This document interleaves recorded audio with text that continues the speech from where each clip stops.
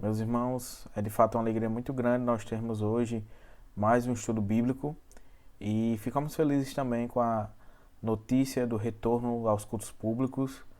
É claro que a liderança da igreja ainda vai planejar acerca disso, ainda vamos conversar, mas é pela graça de Deus que nós temos essa possibilidade de retorno e a nossa esperança é justamente de que as coisas realmente possam continuar melhorando e que possamos voltar ao retorno dos cultos públicos logo em breve.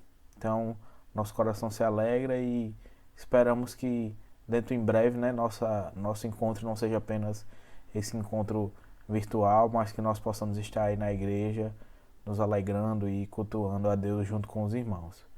Vamos orar para iniciar mais esse estudo bíblico. Deus eterno, nós te damos graças, Senhor, porque a voz do teu povo foi ouvida, ó Pai. Nós te damos graça porque o Senhor tem mostrado graça e misericórdia, ainda que a tua justiça e a tua ira tenha se revelado também, ó Pai, nesses dias. Quando o Senhor frustrou os planos dos homens, quando o Senhor mostrou a tua força, quando o Senhor mostrou que nós não controlamos realmente absolutamente nada, Senhor. Planos foram feitos, projetos foram feitos, mas, como diz a tua própria palavra, Senhor, é de ti que vem a resposta, é de ti que vem a certeza, e somente podemos fazer alguma coisa se o Senhor quiser. E sabemos, ó Pai, que se estivermos até agora dessa forma, foi o Senhor nos ensinando, o Senhor nos mostrando, o Senhor também nos disciplinando, ó Pai. Nós te agradecemos, Senhor, por essa possibilidade de retorno.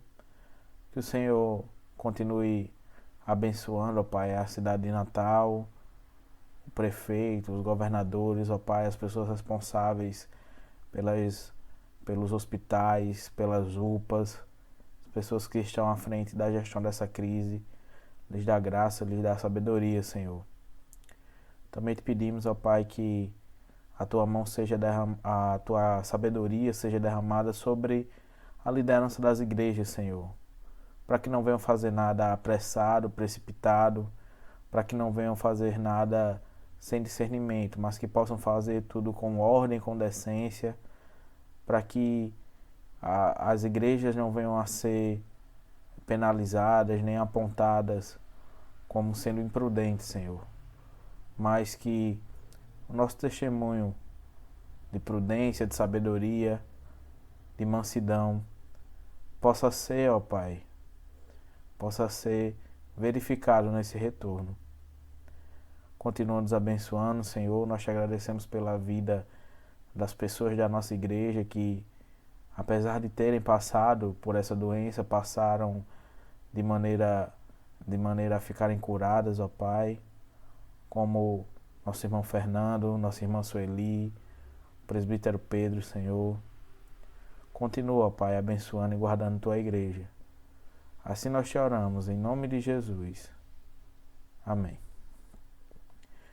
Meus irmãos, hoje nós vamos começar uma série de 3 estudos nos 10 mandamentos. Obviamente, até pelo próprio número de estudos, né, são 3 apenas, nós não vamos ver cada mandamento, nós vamos ter estudos panorâmicos, ou seja, nós vamos ter uma visão geral. Hoje nós vamos estudar acerca da introdução dos 10 mandamentos, aquele primeiro texto que aparece antes da ordem dos 10 mandamentos. Depois nós vamos estudar, pela graça de Deus, a primeira tábua da lei e depois nós vamos estudar a segunda tábua da lei. Nós sabemos que os 10 mandamentos, de uma maneira mais geral, mais abrangente, né, eles se dividem dessa forma. Nós temos o prólogo, a introdução, a primeira tábua da lei, que são os primeiros 4 mandamentos, que dizem respeito ao nosso relacionamento com Deus, e a segunda tábua da lei, que vai aí do 5º mandamento até o 10º, e justamente tratam do nosso dever para com o próximo. Então nós vamos ver aqui de maneira panorâmica, nesses 3 estudos, sobre a lei do Senhor, sobre a vontade revelada do Senhor, que é resumida nos 10 mandamentos. Então, o nosso texto de base hoje é Êxodo capítulo 20, versos 1 e 2, onde se encontra a primeira seção, né, dos 10 mandamentos, a primeira parte dos 10 mandamentos, que diz assim: Então falou Deus todas estas palavras: Eu sou o Senhor, teu Deus, que te tirei da terra do Egito, da casa da servidão. Alguns dos irmãos, se não a maioria, já deve ter assistido um filme que se chama Piratas do Caribe. E nesse filme nós temos um personagem que tem uma bússola. E essa bússola, diferente das outras bússolas, ela não aponta para o norte. Essa bússola é uma bússola mágica que aponta para aquilo que a pessoa mais deseja. Em um determinado momento no filme, nos filmes, né, já que são vários, a bússola do capitão Jack Sparrow, ela fica apontando para vários lugares, porque ele não sabe o que ele quer. Ele não sabe qual direção seguir, porque o seu coração está desorientado. Se nós pensarmos, meus irmãos, essa bússola, ela representa, ela nos lembra justamente o coração humano. O coração humano, ele sempre está apontado para alguma coisa, sempre está apontado para aquilo que nós desejamos, para aquilo que nós queremos, para a coisa pela qual nós nos orientamos. E se nós não estamos orientados para o Criador de todas as coisas, para o Deus soberano sobre todas as coisas, nosso coração vai ficar igual à bússola do Jack Sparrow. Vai ficar desnorteado, vai ficar procurando diversas coisas, uma coisa por vez, outra coisa e outra coisa, e nós não conseguimos então ter uma vida que de fato prossegue, mas nós vamos ter uma vida de idolatria, uma vida de desorientação. O anseio de todo cristão é ter uma vida orientada pela palavra de Deus, orientada pelo próprio Deus. É saber como se relacionar mais profundamente com o Senhor. Os 10 mandamentos, eles infelizmente são muito pobremente estudados nos nossos dias, quando na verdade eles mostram o nosso relacionamento com Deus e com o próximo da forma mais prática, da forma mais profunda possível. Ele nos mostra como devemos e como podemos amar mais ao nosso Deus.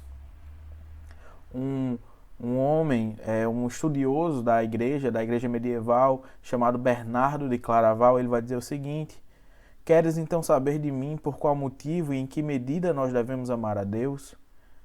Bem, digo que o motivo de nosso amor por Deus é o próprio Deus, e que a medida desse amor é amar sem medida. Os 10 mandamentos, a lei, quando ela está à parte de Cristo, ela acusa o nosso pecado. Ela, como diz o apóstolo Paulo, ela realça o nosso pecado. Ela acusa-nos e por isso, a partir disso, ela nos mostra a nossa morte espiritual. Mas a lei, quando nós estamos em Cristo, ela é a forma mais profunda e verdadeira de relacionamento que nós podemos ter com o nosso Deus. O livro de Êxodo mostra justamente esse relacionamento que em Gênesis ele era apenas com indivíduos ou com famílias, era um relacionamento patriarcal, como nós vemos ali com Adão, com Noé e com Enoque, e como isso então foi se desenvolvendo até que isso chegou em toda uma nação, a nação de Israel, com as suas 12 tribos.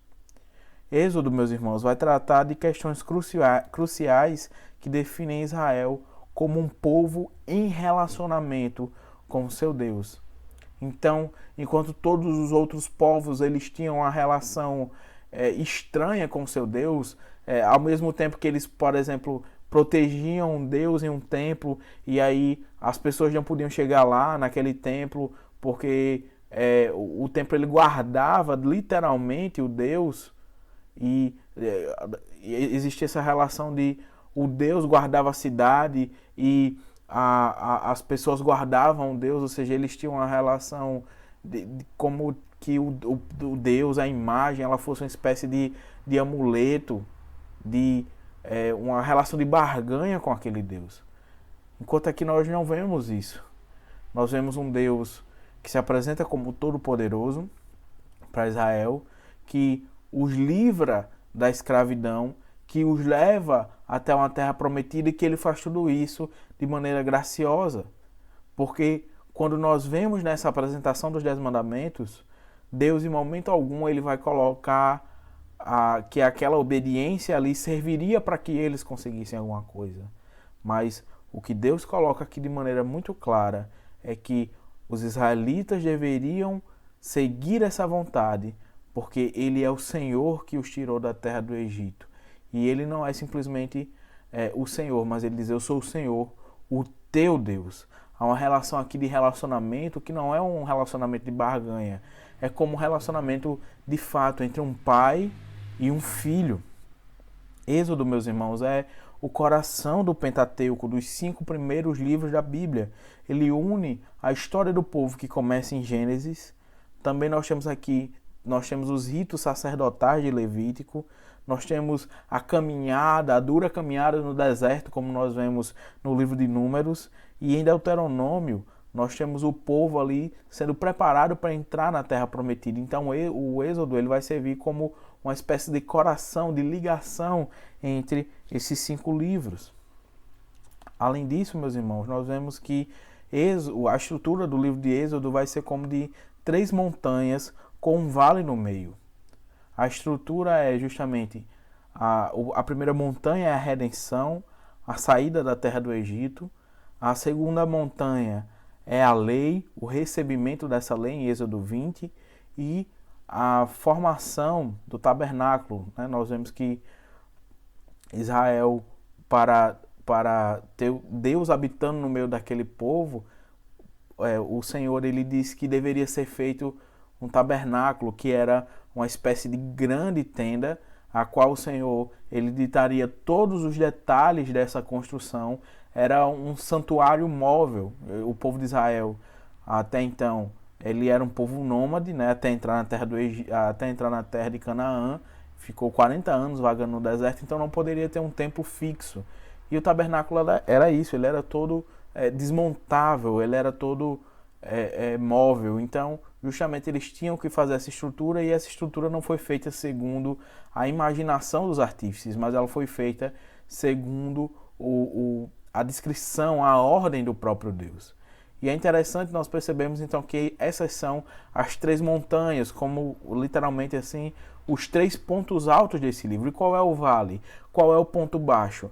É justamente o bezerro de ouro, o momento de idolatria do povo de Israel. É claro que existem muitos outros momentos de pecado que vão acontecer, vão ser descritos nesses 5 livros. Nós podemos lembrar aqui da revolta de Coré, nós podemos lembrar de quando o próprio Moisés se irou e bateu na rocha para que ela saísse água, quando ele deveria ter falado, e por desobedecer ao Senhor ele também foi penalizado. Mas o ponto mais baixo desse livro é sem dúvida, e isso obviamente falando em relação ao pecado, é sem dúvida o bezerro de ouro. Nós vemos então que esse prefácio a essa lei chamada então de lei moral, ela deve ser considerada como tendo igual referência a todos os 10 mandamentos. Ele é uma introdução, esses 2 primeiros versículos, a todos os 10 mandamentos e não apenas ao primeiro mandamento. Nós vemos aqui que ele contém os mais pesados argumentos para reforçar a obediência a todos os 10 mandamentos. Então, meus irmãos, nós devemos entender, e aqui quando a gente fala de lei moral, devemos nos voltar para aquela divisão que é feita de que no Antigo Testamento nós temos 3 tipos de lei.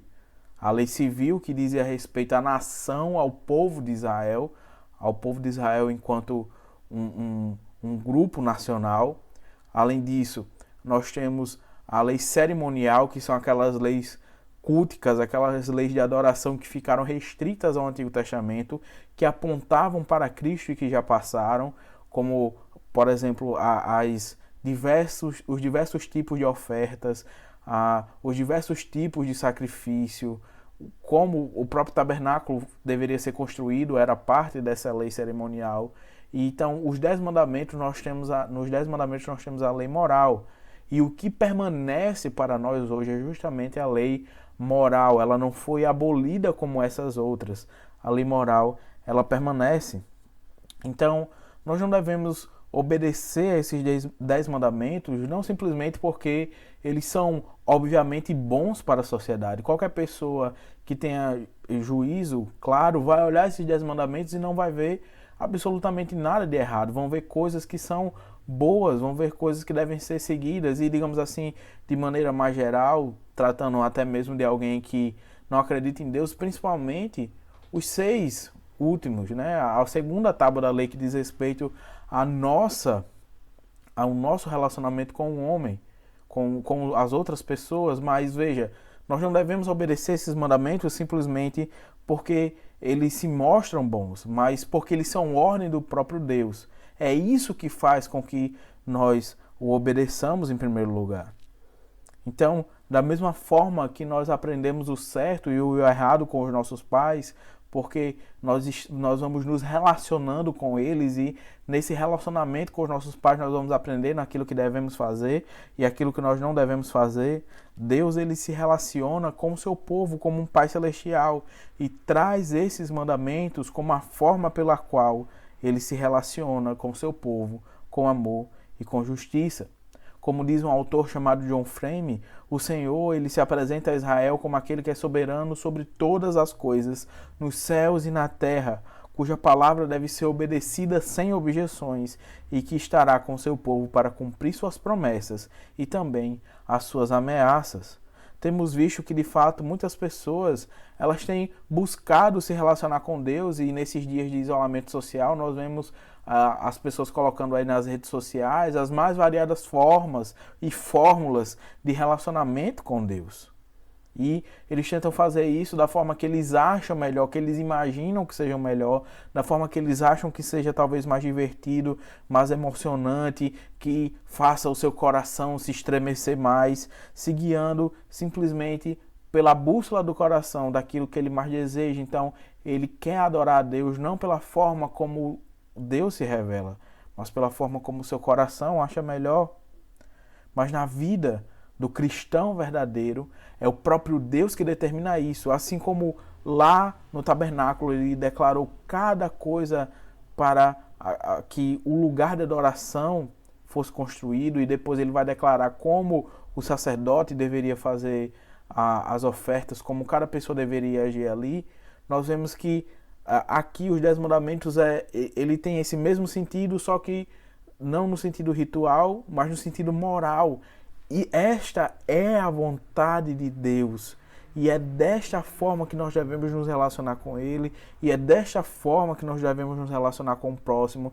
E é desta forma, como o soberano Senhor, Criador de todas as coisas, como aquele que não deve ter seu nome dito em vão, como aquele de quem não devem ser feitas imagens de escultura, como aquele a quem nós não devemos ter outros deuses na frente. É dessa forma que Ele revela que quer ser adorado. Por isso, meus irmãos, aprenderemos hoje, a partir disso que Deus nos ensina, e meditaremos sobre vivendo em amor com Deus. Em primeiro lugar, nós só vivemos em amor com Deus quando nós ouvimos a sua voz. É dito, então falou Deus todas estas palavras. Deus, meus irmãos, tem muitas maneiras de falar a nós, seres humanos. Ele fala pelo seu espírito, ele fala pela consciência, ele fala pela providência, ele fala pela sua voz, e a todos esses meios nós devemos cuidadosamente prestar atenção. Mas ele nunca falou em nenhuma outra ocasião como ele falou nos 10 mandamentos, motivo pelo qual nós devemos ouvir com a mais fervorosa atenção. Falar não é apenas uma característica de Deus, é a característica de Deus para demonstrar que Ele é um Deus vivo, que Ele é um Deus diferente de todos os outros ídolos, dos deuses mortos, dos pagãos, como é dito no Salmo 115. Diz assim: no céu está o nosso Deus e tudo faz como lhe agrada. Prata e ouro são os ídolos deles, obras das mãos de homens. Tem boca e não falam, tem olhos e não veem, tem ouvidos e não ouvem, tem nariz e não cheiram. Suas mãos não apalpam, seus pés não andam. E aí ele diz: som nenhum som lhe sai da garganta, porque são deuses mortos. O fato de Deus falar para com o seu povo demonstra não só um relacionamento que ele tem, mas demonstra o seu próprio poder, demonstra a sua vida. A mesma palavra que criou o universo, meus irmãos, é a palavra que desce ao povo ali no Monte Sinai. A lei chega até eles como sinal do caráter santo, ou seja, do caráter separado de Deus. E é isso que significa justamente santo ou santidade. Nós vemos aqui, meus irmãos, que o que é colocado aqui é de que aquele povo que estava recebendo do Deus Santo, uma lei santa, estava sendo santificado também por essa lei. É dito em Deuteronômio que quando esse povo seguisse essa lei, as outras nações olhariam para eles e diriam: não há povo chegado a seu Deus como este povo, nem povo tão sábio, nem tão inteligente, porque eles seguiriam a palavra do Senhor. Nós vemos que um pouco antes, em Êxodo 19, Israel é colocado como sendo uma propriedade do Senhor. E o termo propriedade que é utilizado ali significa justamente um tesouro, algo que é guardado. Lembre, a palavra santificado significa separado. Um tesouro, ele é guardado. Então veja só qual é este relacionamento de proteção, de cuidado que o Senhor está colocando a partir da sua lei, a partir da sua vontade. Ou seja, Israel é tirado de uma escravidão no Egito, de ser utilizado como animais de carga por outros povos, que adoravam outros deuses feitos de pedra e de madeira, para ser aqui a nação adoradora do Deus vivo e verdadeiro. Outra questão, meus irmãos, é que as palavras dos 10 mandamentos são palavras vindas diretamente da boca de Deus.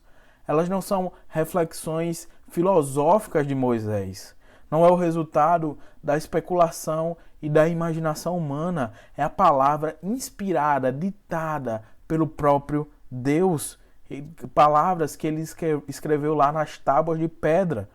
Por essa revelação ser perfeita e vir da boca do próprio Deus vivo, nós a temos como a única regra de fé e de prática.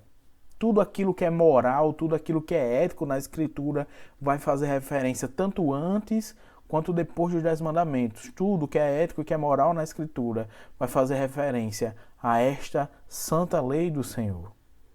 Ouvir a voz do Senhor, meus irmãos, portanto, é ouvir as Escrituras sagradas. Não são os achismos dos homens, não são aquelas profetadas duvidosas que as pessoas chegam e falam assim diz o Senhor, e aí falam um monte de bobagem, ou falam um monte de coisa que não acontece. Não são as vontades e os desígnios que nascem no nosso próprio coração. Devemos ler a palavra e sermos julgados por ela, e não nós sermos os juízes da palavra.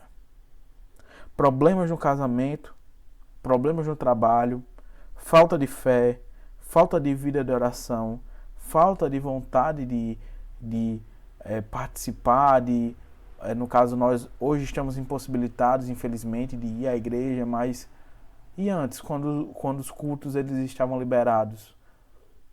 Por que você não tinha vontade de ir à igreja?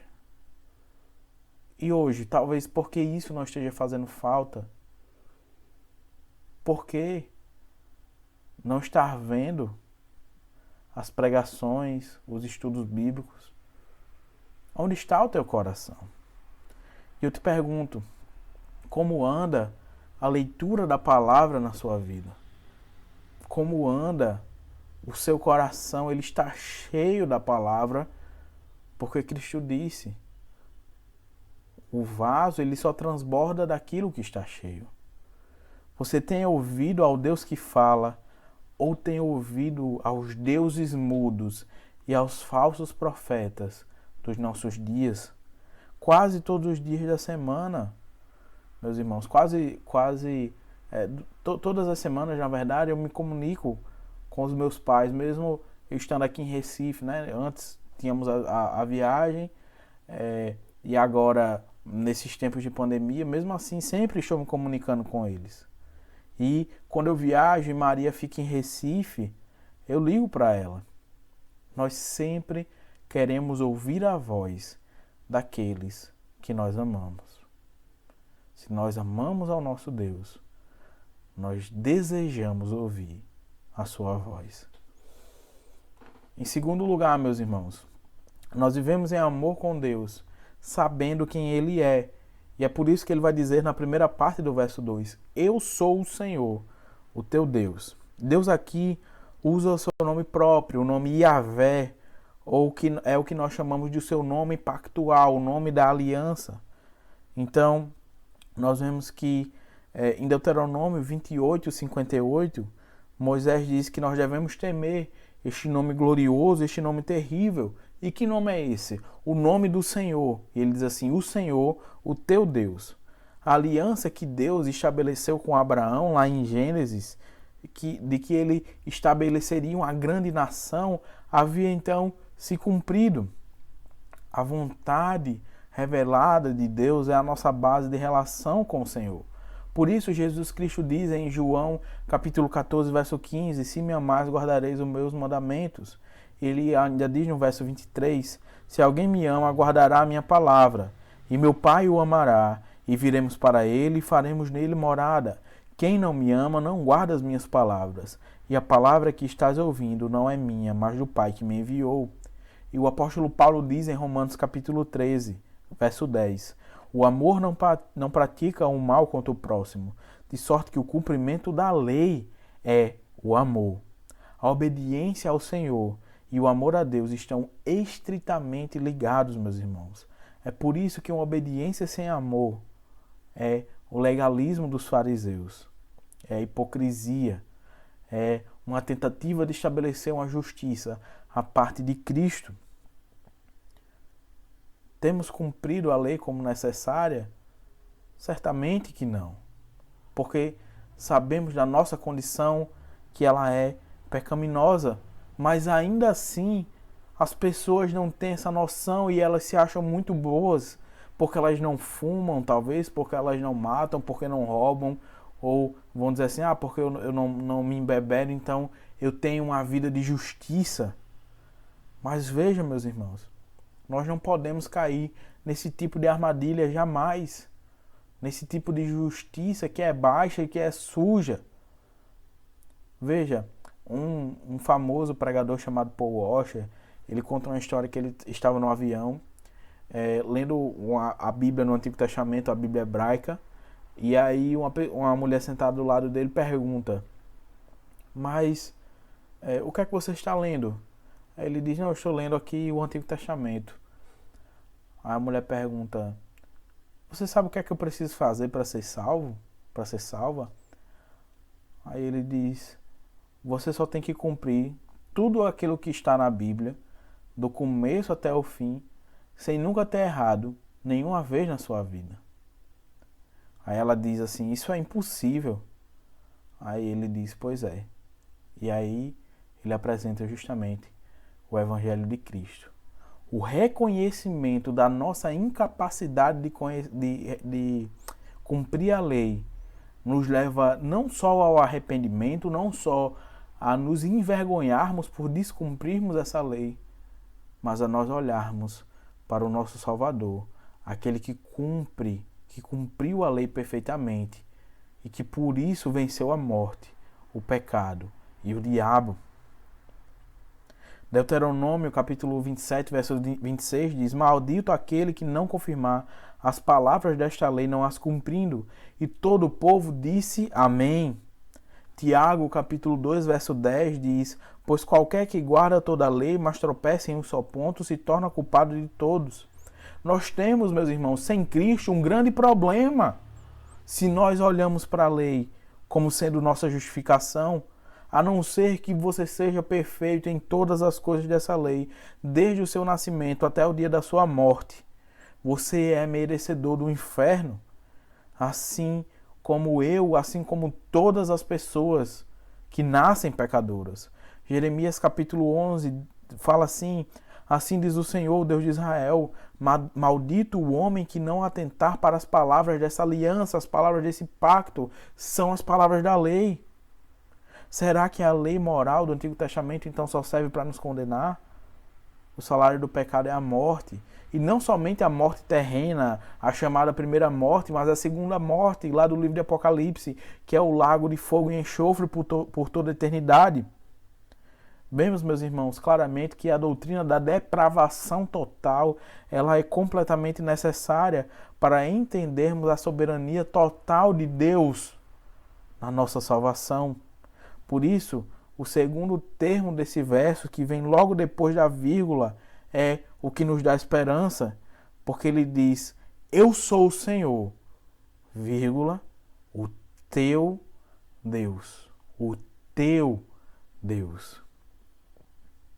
Como diz um estudioso chamado Arthur Pink, esse Yahvé, o supremo objeto de culto, é o teu Deus. Porque no passado ele foi o teu Criador, no presente é o teu soberano e no futuro será o teu juiz. Saber que Deus ele é o Senhor é uma coisa, saber que ele é nosso Deus é outra. Porque a lei sem a graça do Evangelho é apenas para condenação, é apenas para a justiça de Deus. Como eu já usei essa ilustração com os irmãos outras vezes, mas é sempre importante lembrar como alguém que chega todo sujo em casa e aí essa pessoa olha para o espelho, vê que está toda suja, ela não vai se limpar com o espelho, ela não vai esfregar sua cara no espelho. Ela pode até fazer isso, mas ela não vai se limpar. Ela precisa ir tomar um banho. Então, quando nós vemos a lei, é um espelho que mostra o nosso pecado. E nós não podemos pensar que é com este espelho, que é com este reflexo que nós vamos ser limpos. É outra coisa. É Cristo, é o Evangelho, é o sangue de Cristo derramado na cruz que nos purifica dos nossos pecados. É esta a forma como este problema é resolvido, como é dito pelo apóstolo Paulo. Agora, pois, já nenhuma condenação há para os que estão em Cristo Jesus, porque a lei do Espírito da vida em Cristo Jesus te livrou da lei do pecado e da morte, porquanto que fora impossível a lei, no que estava enferma pela carne, isso fez Deus enviando o seu próprio Filho, em semelhança de carne pecaminosa, e no tocante a seu pecado, e com efeito condenou Deus na carne o pecado, a fim de que o preceito da lei se cumprisse em nós, que não andamos segundo a carne, mas segundo o Espírito. Em terceiro lugar, meus irmãos, nós vemos aqui que nós aprendemos a amar a Deus, nós vivemos em amor com Deus, quando somos por Ele resgatados. E aí nós vamos para a segunda parte do verso 2 de Êxodo 20, e diz assim: que te tirei da terra do Egito, da casa da servidão. Jeremias, tratando sobre isso, ele diz: no dia que os tirei da terra do Egito, da fornalha de ferro. O cativeiro egípcio, meus irmãos, é uma verdade histórica do Antigo Testamento que aponta para a nossa condição pecaminosa. O povo de Israel ficou preso, ficou escravo durante aqueles 400 anos, e nós, desde que nascemos, somos escravos do pecado, só somos libertados na regeneração, quando a graça de Deus chega até nós, quebra os grilhões, quebra o jugo que está no nosso pescoço e nos leva para o nosso Deus, como diz o apóstolo Paulo, nos tira do império das trevas e nos leva para o reino do Filho do seu amor. Por isso, ser tirado do Egito era a demonstração de Deus de uma redenção no Antigo Testamento, que apontava para a cruz de Cristo. Lembre-se que na noite em que Israel saiu do Egito, foi a noite em que o Cordeiro foi morto, para que os filhos primogênitos de Israel não morressem. O Cordeiro de Deus foi morto também em nosso lugar, para que nós fôssemos livres da morte, para que nós pudéssemos caminhar rumo à terra prometida. Como diz 1 Pedro, capítulo 1, verso 18, falando daquilo que foi dado por nós, diz assim: 1 Pedro capítulo 1, verso 18, sabendo que não foi mediante coisas corruptíveis, ou seja, coisas passageiras, coisas que se estragam, como prata ou ouro que fostes resgatados do vosso fútil procedimento, que vossos pais vos legaram, mas pelo precioso sangue, como de cordeiro, sem defeito e sem mácula, o sangue de Cristo, conhecido com efeito antes da fundação do mundo, porém manifestado no fim dos tempos, por amor de vós, que por meio dele tendes fé em Deus, o qual o ressuscitou dentre os mortos e lhe deu glória, de sorte que a vossa fé e esperança estejam em Deus. Isso não significa que nós não vamos pecar, que nós não vamos cometer erros, mas significa que nós não vamos viver praticando o pecado, nós não vamos viver uma relação de amor com o pecado. Jeremias 11 diz: Dai ouvidos à minha voz e fazei tudo segundo o que vos mando. Assim vós me sereis a mim por povo, e eu vos serei a vós outros por Deus. A Arca da Aliança, onde ficavam os 10 mandamentos, foi colocada no tabernáculo, no lugar de adoração que o Senhor ordenou lá no Antigo Testamento, antes da construção do templo. Quando o sacerdote ele trazia o sangue para dentro do Santo dos Santos, ele derramava o sangue sobre a tampa da arca, que cobria a lei. Então, aquilo era consumido no lugar dos pecados do povo. Da mesma forma, Cristo, ele é consumido, ele é moído no nosso lugar, porque ele está sobre a lei. Ele é aquele que cumpre a lei literalmente em nosso lugar. Por isso, nós não podemos compreender a lei sem a graça de Cristo. Como Paulo diz em Romanos 10, o fim da lei é Cristo para a justiça de todo aquele que crê. Somos um povo rebelde que foi tirado do lamaçal do pecado e colocado em uma rocha firme. Jamais poderemos pagar o preço que nós devemos a Cristo e não podemos viver como se nada devêssemos a Ele. Saber de onde e por quem fomos resgatados deve nos levar à gratidão, à obediência, à adoração. Por isso que primeiro Deus explica a redenção nesses 2 curtos versos, na abertura dos 10 mandamentos, e depois ele começa a lista daquilo que é a sua vontade, para que fique bem claro que ninguém está sendo salvo por cumprir isso. Nós somos por ele habilitados a viver uma vida de obediência, mesmo que com todas as nossas imperfeições. Como diz o apóstolo Paulo em Filipenses capítulo 3, a partir do verso 13, ele diz: Irmãos, quanto a mim, não julgo havê-lo alcançado, mas uma coisa faço, esquecendo-me das coisas que para trás ficam e avançando para as que diante de mim estão, eu prossigo para o alvo, para o prêmio da soberana vocação de Deus em Cristo Jesus. Todos, pois, que somos perfeitos, tenhamos este sentimento. E se porventura pensais de outro modo, também isto Deus os esclarecerá. Todavia, andemos de acordo com o que já alcançamos. É graça sobre graça, meus irmãos. Diante dessas verdades, nós temos ainda alguns desafios, algumas lições para nós. O primeiro desafio que temos quando ouvimos essas verdades, meus queridos, é sermos levados a termos uma vida de leitura e de meditação na palavra de Deus.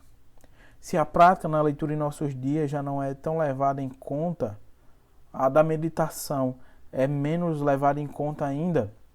A meditação nas Escrituras é o ato de, quando lermos um determinado trecho da Bíblia, nós refletirmos sobre ele, nós enchermos o nosso coração com ele, enchermos a nossa mente com aquilo e ficarmos pensando, ficarmos refletindo sobre aquilo que nós lemos. É pensarmos em como Deus se comunica conosco através daquela passagem. Ler a Bíblia com proveito para nós é uma prática que exige, sim, disciplina e diligência, mas os resultados vêm com essa diligência, com essa constância de nós fazermos isso.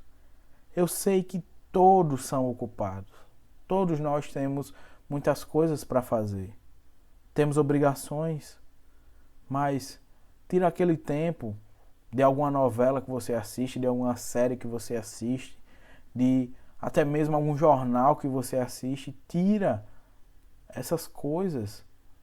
Não tudo, obviamente, você não vai passar o dia inteiro lendo a Bíblia. É isso que eu estou querendo dizer. Todos nós temos coisas para fazer, mas você tem que ter um tempo de parada, de meditação nas Escrituras, de leitura. Eu sei que nesses dias não está tendo, por exemplo, o jogo de futebol, né? Tem algum jogo aqui, outro ali, mas muito pouco. Nesses dias, várias outras coisas estão sendo tiradas à força de nós. Como temos preenchido esse tempo? Como temos administrado o nosso tempo e a nossa leitura da palavra e a nossa meditação na palavra? Nós devemos parar, ler a palavra de Deus e meditar nela. Conhecer a Bíblia superficialmente, meus irmãos, é às vezes pior do que não conhecê-la, pois quando você conhece a Bíblia superficialmente, você tira conclusões a partir daquele conhecimento superficial. Então você vai começar a ter um conhecimento muito raso de uma certa coisa e vai querer tirar conclusões a partir daquilo. Você vai entender doutrinas erradas, você vai querer pegar um determinado acontecimento da sua vida e pensar que aquilo pode ser interpretado diretamente por aquilo que você leu, e não é assim que as coisas acontecem. A Bíblia diz que o povo de Deus padece por falta de conhecimento. De um conhecimento verdadeiro, de um conhecimento profundo, de um conhecimento que é prático, que não fica só na igreja. A Bíblia diz isso. Nós erramos porque não examinamos, não é só ler, no sentido de você ler uma página e passa, mas nós erramos porque não examinamos as Escrituras. Agostinho diz que a Escritura Sagrada ela é uma epístola áurea enviada por Deus para nós. Deve ser lida diligentemente. A ignorância da Escritura é a mãe do erro e não a mãe da devoção. Nós não ganhamos nada ao não conhecermos a palavra do nosso Deus. Isso sempre envolvido com a meditação e com a oração. Para ouvir a voz de Deus em sua palavra, a oração é extremamente necessária. Não existe estudo neste mundo, meus irmãos, que leve a conclusões santas e sadias que não venham da iluminação do Espírito. Nós podemos dizer que Satanás ele conhece a Escritura, como nós sabemos pela própria tentação de Jesus. Os teólogos liberais que pregavam o evangelho de paz e amor diziam que a Bíblia não era a palavra de Deus e eram grandes conhecedores da Escritura. Se chegamos à porta da Escritura com a nossa mente, sem que o Espírito Santo nos pegue pela mão e nos conduza por cada corredor, nos conduza por cada porta e abra as janelas para nós, nós seremos cegos esbarrando em paredes e ficando presos em nossa própria ignorância, em nosso próprio achismo. Por isso a leitura, a meditação devem estar sempre combinadas com a oração. Se você estivesse lendo um livro e conhecesse o autor daquele livro, certamente você ligaria para ele e tentaria conversar sobre aquilo que você leu. Nós temos acesso direto ao autor das Escrituras. Nós devemos sempre nos aproximar dela com o espírito de oração. Orar a Bíblia são disciplinas, orar e ler a Bíblia são disciplinas espirituais essenciais para o nosso espírito, como comer e beber são essenciais para o corpo. Qual foi a última vez, meu irmão, então, que você leu a palavra de Deus e ficou ali com seu coração aquecido? Qual foi a última vez que você se alegrou em orar e em se deleitar na voz do Senhor, em falar com o próprio Senhor? Oremos e nos esforcemos para sermos afiados na palavra, como diz o Salmo 119, a partir do verso 7 e 2, que diz: para mim vale mais a lei que procede de tua boca do que milhares de ouro e de prata. As tuas mãos me fizeram e me afeiçoaram. Ensina-me para que aprenda os teus mandamentos. Alegraram-se os que temem quando me viram, porque na tua palavra tenho esperado.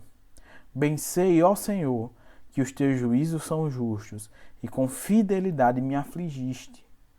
Venha, pois, a tua bondade consolar-me, segundo a palavra que deste ao teu servo.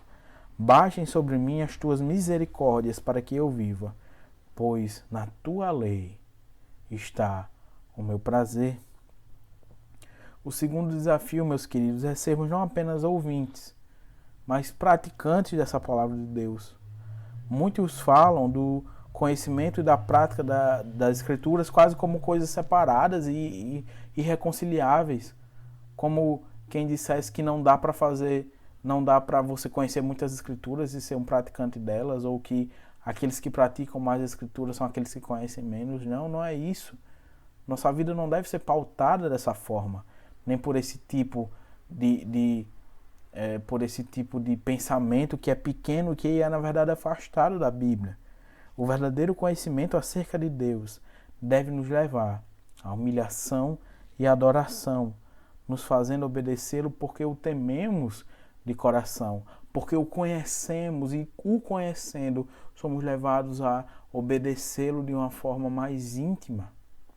Lembre-se, por exemplo, de Isaías, que quando vê Deus sentado no trono e vê serafins ao redor dele, ele diz: ai de mim, eu estou perdido, porque sou homem de lábios impuros e habito no meio de um povo de impuros lábios. Os meus olhos viram o Rei, o Senhor dos Exércitos. Uma percepção real do Deus vivo nos leva à adoração, nos leva para o chão, nos leva a nos colocarmos diante dele e dizermos: este é o Santo. Não devo apenas ouvi-lo, eu devo ouvi-lo e devo obedecê-lo. A lei moral, ou seja, os 10 mandamentos, eles nos aproximam mais de Cristo. O próprio Cristo viveu sobre a lei, como diz Gálatas 4, capítulo 4. Deus enviou o seu Filho, nascido de mulher, nascido sob a lei. Ele cumpriu perfeitamente todas as exigências da lei moral. Se tornou o padrão absoluto que Deus estabeleceu para toda a humanidade.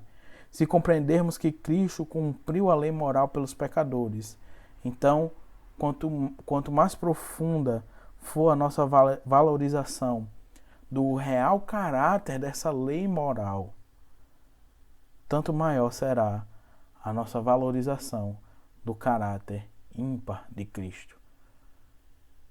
Quando nós contemplamos Deus como Ele é,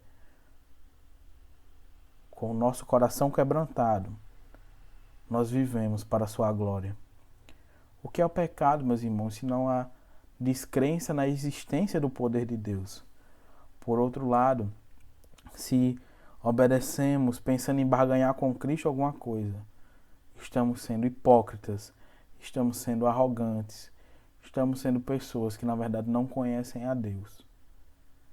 Ouça então as palavras de um puritano inglês chamado Thomas Watson. Ele diz o seguinte, falando sobre a obediência. Ele diz: a obediência sem conhecimento é cega, e o conhecimento sem obediência é coxo. A vontade é a alma da obediência. Deus por vezes aceita a disposição ser um trabalho, mas nunca o trabalho sem disposição. A alegria mostra que há amor no dever, e o amor é para nossos serviços o que o sol é para as frutas. Adoça e amadurece, e os faz sair com o melhor sabor. As duas coisas, a prática, a vontade, a disposição e o conhecimento de Deus estão ligadas.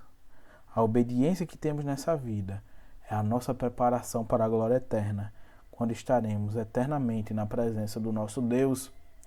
Por isso, ao lembrarmos da nossa redenção e reconhecermos o caráter de nosso Deus, é fundamental para que vivamos uma vida mais próximos dele e de sua grande santidade. A A obediência é uma marca, uma evidência, um distintivo de que somos novas criaturas, de que nascemos de novo, como é dito. Aquele que guarda sua palavra, nele verdadeiramente tem sido aperfeiçoado o amor de Deus. Nisto sabemos que estamos nele. Aquele que diz que permanece nele, esse deve também assim andar como ele andou. Né? Tem uma música que nós cantávamos aí na igreja de Felipe Camarão que dizia: quero andar como ele andou, quero falar como ele falou, viver como ele viveu. E ao olhar este prefácio dos 10 mandamentos, nós não podemos, meus irmãos, querer outra coisa. Nós não podemos ansiar outra coisa, senão conhecer ainda mais este que é o nosso Deus. Seguir ainda mais esta palavra que é do nosso Deus. Um seguidor de Jesus que é impiedoso é uma contradição manifesta. O valor dessa evidência, nosso interesse e a nossa união com Cristo é indicada pelo valor da nossa obediência aos mandamentos de Deus. Deus nos chama, meus irmãos, através da sua palavra, de forma verdadeira, de forma eficaz. Não devemos dar ouvidos aos falsos profetas, por mais que as suas palavras sejam agradáveis e macias aos nossos ouvidos. Elas nos trazem destruição, elas levam a bússola do nosso coração a apontar para as coisas desse mundo, para os desejos desse mundo, para sermos quem nós pensamos que podemos ser e não aquilo que o próprio Deus colocou para nós, sendo seu povo, sendo seus adoradores, sendo sua igreja. Por mais dura e muitas vezes ao nosso coração pecaminoso que seja desagradável ouvir a palavra de Deus quando ela nos acusa, quando ela nos julga, ela sempre nos dá vida e vida em abundância. Já diz o autor de Provérbios que bendita é a verdade que nos fere. A verdade que nos fere para trazer vida. Assim como um médico, para fazer uma cirurgia, ele tem que cortar a pele, ele tem que cortar os ossos para retirar aquilo que é maligno.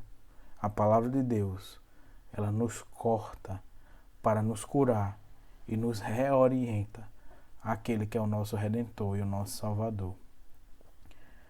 Que esta palavra lhe abençoe. Os irmãos estão convidados, né, a compartilhar esse vídeo, não só esse, mas os outros também do nosso canal, e serem abençoados e abençoadores durante esse período de quarentena que já está terminando, né? Já está passando, graças a Deus. Além disso, na semana que vem teremos então o vídeo da primeira tábua da lei e na semana seguinte o vídeo da segunda tábua. Que o Senhor os abençoe.